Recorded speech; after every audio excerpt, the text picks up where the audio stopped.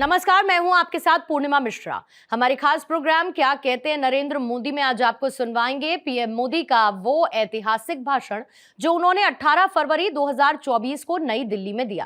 अपने भाषण में प्रधानमंत्री ने कहा कि पिछले 10 वर्षों में भारत ने जो गति हासिल की है, बड़े लक्ष्यों को प्राप्त करने का जो हौसला पाया है, वो अभूतपूर्व है। भारत ने आज हर क्षेत्र में जो ऊंचाई हासिल की है, उसने हर देशवासी को एक बड़े संकल्प से जोड़ दिया है, और ये संकल्प है विकसित भारत का। साथियों, पिछले 10 वर्षों में भारत ने जो गति हासिल की है, बड़े लक्ष्यों को प्राप्त करने का जो हौसला पाया है, यह अभूतपूर्व है साथियों। और इसलिए नहीं कि मैं कह रहा हूं, दुनिया गाजे बाजे के साथ बोल रही है। भारत ने आज हर क्षेत्र में जो ऊंचाई हासिल की है, उसने हर देशवासी को एक बड़े संकल्प के साथ जोड़ दिया है। और ये संकल्प है विकसित भारत का। अब देश न छोटे सपने देख सकता है और देश न अब छोटे संकल्प ले सकता है।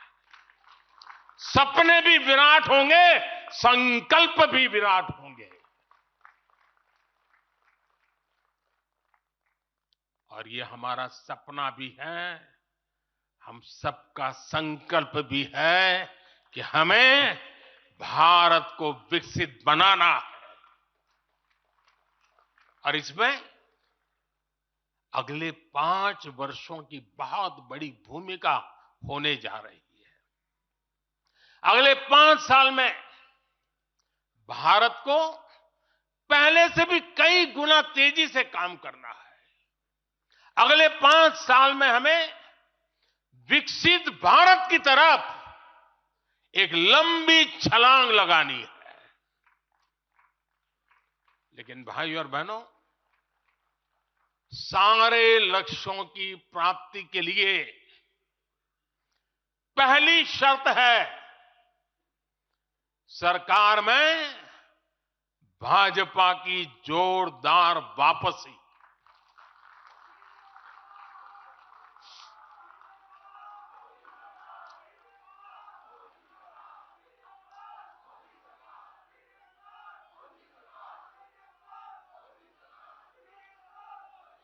आज विपक्ष के नेता भी एनडीए सरकार 400 पार के नारे लगा रहे हैं।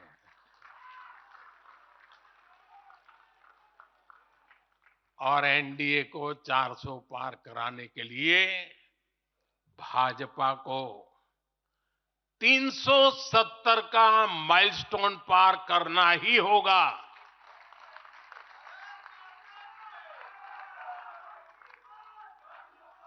साथियों, कई बार लोग मुझसे कहते हैं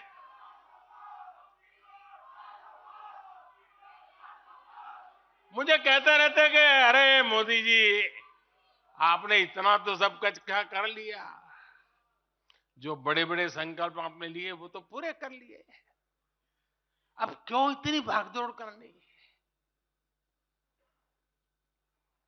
साथियों, पूरा देश मानता है 10 साल का बेदाग कार्यकाल और 25 करोड़ लोगों को गरीबी से बाहर निकालना ये सामान्य उपलब्धि नहीं है।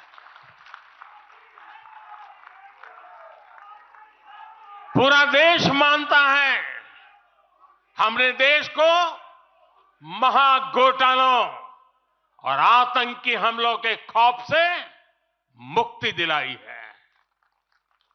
पूरा देश मानता है हमने गरीब और मिडिल क्लास का जीवन बेहतर करने का प्रयास किया है।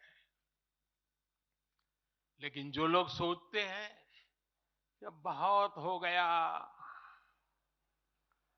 ऐसा सोचने वालों को मैं एक पुरानी घटना जरूर बताना चाहूंगा।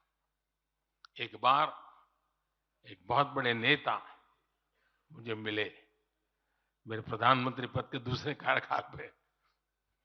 बोले मोदी जी, प्रधानमंत्री बनना बहुत बड़ी बात है, आप बन गए। आपने इतने दशकों का संगठन का भी काम कर लिया, मुख्यमंत्री के रूप में भी इतना लंबा समय रह चुके, प्रधानमंत्री में भी दोबारा आ गए। अब इतना काम पा लिया है, अब तो थोड़ा बैठो, आराम करो, बहुत कर लिया। ये उन्होंने मुझे कहा था। उनकी वो भावना राजनीति के पुराने अनुभवों से थी। लेकिन साथियों, हम राजनीति के लिए नहीं, राष्ट्र नीति के लिए निकले हैं। हम तो छत्रपति शिवाजी महाराज को मानने वाले लोग हैं। जब छत्रपति शिवाजी महाराज का राज्याभिषेक हुआ तो उन्होंने ये नहीं किया कि अब तो छत्रपति बन गए, सत्ता मिल गई, तो चलो उसका आनंद लो। उन्होंने अपना मिशन जारी रखा।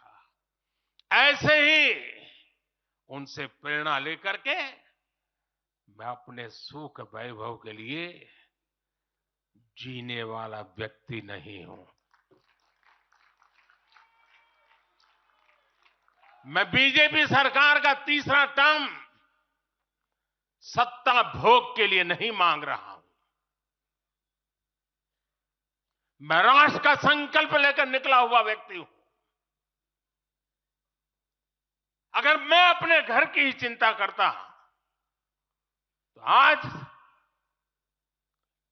करोड़ों गरीबों के घर नहीं बना पाता। मैं देश के करोड़ों बच्चों के भविष्य के लिए जीता हूं, जागता हूं, जूझता रहता हूं।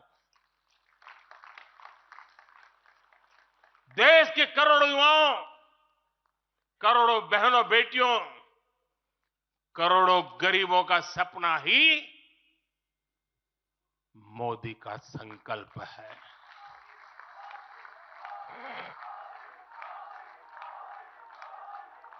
और इस संकल्प की पूर्ति के लिए ही हम सब सेवा भाव से दिन रात एक कर रहे हैं।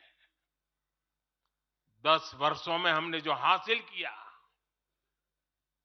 साथियों, वो तो एक पड़ाव मात्र है। मंजिल तक पहुंचने का एक नया विश्वास है। अभी हमें देश के लिए, कोटि कोटि भारतीयों के लिए, हर भारतीय का जीवन को बदलने के लिए बहुत कुछ हासिल करने का सपने हैं, संकल्प है, और उसके लिए बहुत से निर्णय भी बाकी है। साथियों, आज भाजपा युवा शक्ति, नारी शक्ति, गरीब और किसान की शक्ति को विकसित भारत के निर्माण की शक्ति बना रहा है। पहले लोगों को लगता था कि सरकारें बदलती हैं, व्यवस्था नहीं बदलती। हमने सच्चे अर्थ में सामाजिक न्याय की भावना से हर व्यवस्था को पुरानी सोच, पुरानी अप्रोच से बाहर निकाला। जिनको किसी ने नहीं पूछा, हमने उन्हें पूछा है। इतना ही नहीं, हमने उसको पूजा है। आदिवासियों में भी सबसे पिछड़ी जनजातियों को पहले किसी ने नहीं पूछा। हमने उनके लिए पीएम जनमन योजना बनाई। लाखों विश्वकर्मा परिवारों को किसी ने नहीं पूछा। हमने उनके लिए पीएम विश्वकर्मा योजना बनाई। रेहड़ी, ठेले, फुटपाथ पर काम करने वाले लाखों साथियों के बारे में किसी ने नहीं सोचा, हमने उनके लिए पीएम स्वनिधि योजना बनाई। साथियों, पहले की सरकारों ने महिलाओं के हितों की, उनके जीवन में आ रही परेशानियों की भी कभी चिंता नहीं की। हमारे यहां बेटियों को गर्भ में ही मार डालने की कितनी विराट समस्या थी। हमने इसके लिए सामाजिक चेतना, साथ साथ कड़े कानून, दोनों का सहारा लिया। पहली बार देश में बेटी बचाओ बेटी पढ़ाओ जैसा एक जन आंदोलन चला, जिसका एक बहुत ही सार्थक प्रभाव हुआ। हमने बालिकाओं के, महिलाओं के पोषण पर विशेष बल दिया। हमने पोषण अभियान चलाया ताकि गर्भवती महिलाओं को उचित मदद मिल सके। स्वस्थ महिला ही स्वस्थ संतान को जन्म दे सकती है। गर्भ के समय महिलाओं को उचित पोषण मिले, इसके लिए मातृ वंदना योजना के तहत 3.25 करोड़ से अधिक बहनों को सीधी मदद दी। हमने सुरक्षित मातृत्व अभियान के तहत लगभग 5 करोड़ गर्भवती महिलाओं को हेल्थ चेकअप किया। प्रयास यही था कि माता और शिशु दोनों के जीवन पर पहले जो खतरे रहते थे उन्हें कम किया जा सके। 2014 से पहले महिला सुरक्षा को लेकर कितनी चिंताएं होती थी। हर कोई चिंतित रहता था। हमने रेप, बलात्कार ऐसे अपराधों को, संगीन अपराधों में फांसी की सजा सुनिश्चित की। ऐसे मामलों का तेजी से निपटारा हो, इसके लिए भी विशेष व्यवस्थाएं बनाई। साथियों, मैं देश का पहला प्रधानमंत्री हूं जिसने शौचालय जैसे विषय को लाल किले से उठाया। मैं देश का पहला प्रधानमंत्री हूं जिसने महिलाओं के खिलाफ अपशब्दों पर लाल किले से नाराजगी व्यक्त की थी। नारी गरिमा, नारी सम्मान हमारे लिए सर्वोपरि है। मुझे गर्व है कि पिछले 10 वर्षों में भाजपा सरकार ने महिलाओं का जीवन आसान बनाने के लिए अनेक कदम उठाए हैं। हमने 10 करोड़ उज्ज्वला गैस कनेक्शन दिया। हमने 4 करोड़ घर बनवाए, जिनमें 3 करोड़ से ज्यादा घर महिलाओं के नाम रजिस्टर हुए। हमने महिलाओं के नाम 3 करोड़ से ज्यादा घर रजिस्टर करवाकर उनको घर की मालकिन बनाया। हमने 10 करोड़ परिवारों की बहनों को पहली बार नल से जल दिया। हमने 12 करोड़ परिवारों की बहनों को टॉयलेट दिया। और टॉयलेट वो 4 दीवारी नहीं है, इज्जत घर है। हमने 1 रुपए में सुविधा सैनिटरी पैड्स की योजना शुरू की। हमने 25 करोड़ से ज्यादा महिलाओं के बैंक अकाउंट खोले। हमने 30 करोड़ से अधिक मुद्रा लोन महिला लाभार्थियों को दिए। साथियों, बहनों को आर्थिक रूप से सशक्त करने के लिए, बेटियों को नौकरी करने में आसानी हो, इसके लिए हमने अनेक कदम उठाए। हमने सेल्फ हेल्प ग्रुप से 10 करोड़ बहनों को जोड़ा। हमने 1 करोड़ बहनों को लखपति दीदी बनाया। खादी को जो फिर से नया जीवन मिला है, उसका फायदा भी सबसे अधिक गांव की बहनों को ही हुआ है। हमने प्रेगनेंसी लीव को बढ़ाकर 26 हफ्ते किया। पहले फैक्ट्रियों में या दूसरी जगहों पर महिलाओं को नाइट शिफ्ट में काम करने के लिए अनेक अड़चनें थी। हमने श्रम कानूनों में सुधार करके उनको भी दूर किया। हमने पैरामिलिट्री फोर्सेस में महिलाओं की भर्ती 2 गुने से अधिक की। हमने सेनाओं के अग्रणी मोर्चों में महिलाओं की तैनाती को सुनिश्चित किया।